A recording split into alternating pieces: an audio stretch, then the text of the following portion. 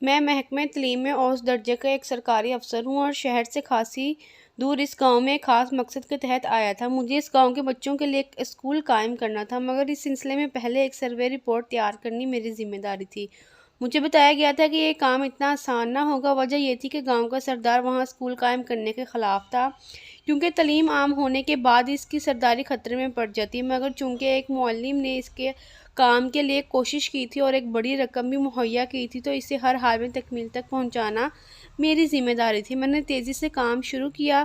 چند روز بعد مجھے اس وقت چند مسلح افراد نے گھیر لیا۔ جب میں نے مختلف زاویوں سے علاقے کی تصاویر بنا رہا تھا، اغوا کاروں نے مجھ سے میرا مقصد پوچھا تو میں نے سب کچھ بتا دیا، مگر یہ نہ بتایا کہ کس کی خواہش پہ یہ کام ہو رہا ہے۔ پستول کی نالی میری کن پٹی سے لگی ہوئی تھی۔ اغوا کاروں کا رویہ انتہائی سخت تھا، مگر وہ جو چاہتے تھے میں نہیں کر سکتا تھا۔ آخر اغوا کار نے ٹریگر پر انگلی رکھی اور پوچھا، آخری بار پوچھ رہا ہوں، اس منصوبے کے پیچھے کون ہے؟ بتاؤ ورنہ گولی مار دوں گا۔ ابھی میں نے کوئی جواب نہیں دیا تھا کہ اسی وقت کمرے کا دروازہ دڑم سے کھلا اور ایک رعب دار چہرے والا شخص اندر داخل ہوا، جسے دیکھ کر سارے اغوا کار مسترد ہو گئے۔ وہ چند لمحے تک مجھے غور سے دیکھتا رہا، پھر سوالیہ نظروں سے ایک طرف کھڑے اغوا کاروں کی طرف دیکھا تو وہ ادب سے بولا، خان بھائی، اس نے کچھ نہیں بتایا اور مجھ سے بھی نہیں ڈرا۔ اور پیسہ؟ خان صاحب نے بڑے ہی بھاری آواز میں پوچھا۔ پیسے کی کوئی بات کی ہی نہیں ہے۔ ٹھیک ہے، اسے 20 لاکھ دے دو، اگر پھر بھی نہ مانے تو اسے گولی مار کر اس کی لاش کو جنگل میں پھینک دو۔ خان نے حکم صادر کیا اور اسی انداز سے لوٹ گیا۔ اب ہم سب سوچ میں پڑ گئے۔ تھوڑی ہی دیر بعد اغوا کاروں نے میرے سامنے بریف کیس رکھا اور اسے کھول کر بڑے نوٹوں کی گڈیاں دکھائی۔ سوچنے کے لیے 1 گھنٹے کی مہلت دے کر مجھے اکیلا چھوڑ کر چلے گئے۔ میرے سامنے نوٹوں سے بھرا ہوا بریف کیس تھا، زندگی داؤ پر لگی ہوئی تھی۔ اب میں گہری سوچ میں پڑ گیا۔ میں نے سوچا کہ میں کوئی طاقتور انسان نہیں ہوں، اور سب سے اہم بات یہ کہ اغوا کار جو راز جاننا چاہتے تھے اسے بتا دینے میں کوئی حرج بھی نہیں ہے۔ یہ نوٹ میری قسمت بدل سکتے ہیں، اور شاید یہ میری بہادری کا خراج تحسین ہوتا۔ 1 گھنٹے بعد اغوا کار واپس آئے۔ میں نے قبولیت ظاہر کر کے خان سے ملاقات کی خواہش ظاہر کی۔ اغوا کاروں نے مجھے کھول دیا۔ خان دوڑا چلا آیا۔ اس نے سب سے پہلے یہی سوال کیا، بتاؤ ہمارا دشمن کون ہے؟ میں اس عجیب و غریب سوال کا اتنا ہی عجیب جواب کا سوچ کر مسکرایا اور بولا، خان، وہ آپ لوگوں میں سے ہے، آپ ہی کا خون ہے۔ خان کا چہرہ غصے سے سرخ ہو گیا۔ تب میں نے کہا، خان جی، آپ کے گاؤں میں اسکول کھلے گا؟ شجاعت خان پبلک اسکول؟ یہ سن کر خان صاحب ایک دم سے صدمے میں پہنچ گئے۔ خان بری طرح چونکا اور زیر لب بڑبڑایا، شجاعت خان؟ میں نے انکشاف کرنے والے انداز میں کہا، خان جی، اس سارے منصوبے کے پیچھے اس کے والد سر شجاعت خان کا ہاتھ ہے۔ وہی شجاعت خان جنہیں آپ کے دادا نے تعلیم کے شوق پر اتنا ستایا کہ وہ یہ گاؤں چھوڑ کر شہر چلے گئے۔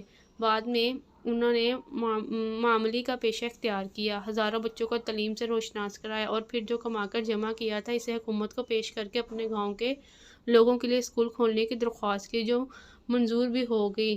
انہی کی خواہش پر یہ سارا کام ہو رہا ہے۔ اب خان صاحب ایک لمبی سوچ میں پڑ گئے۔ خان کا چہرہ لٹک گیا۔ اس نے کرسی کا سہارا لیا، پھر کرسی پر گر گیا۔ اس نے کچھ کہنے کی کوشش کی، مگر الفاظ نے اس کا ساتھ نہ دیا۔ آخر اس نے لب کھولے اور پھنسی آواز میں کہا، میرے بابا، وہ اس دنیا میں نہیں رہے؟ میں نے سپاٹ لہجے میں کہا، اور وہ کافی دیر صدمے میں رہا۔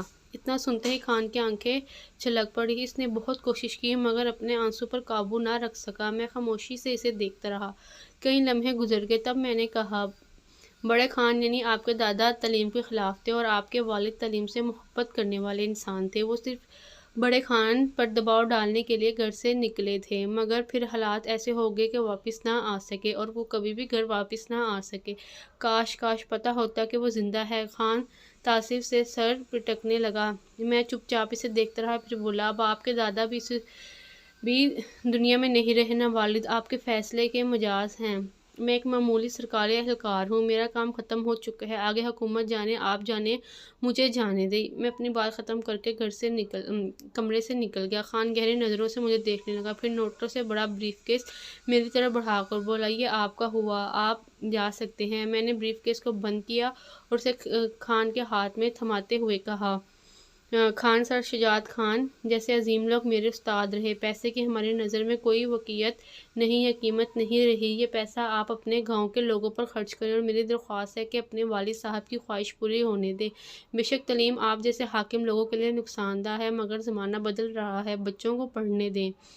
آپ ان کو ڈرا کر ان سے اپنا احترام کرا رہے ہیں، مگر وہ دل سے آپ کا احترام کریں کہ کیونکہ تعلیم کوئی بری چیز نہیں اور نہ آپ کے والد کا فیصلہ غلط تھا۔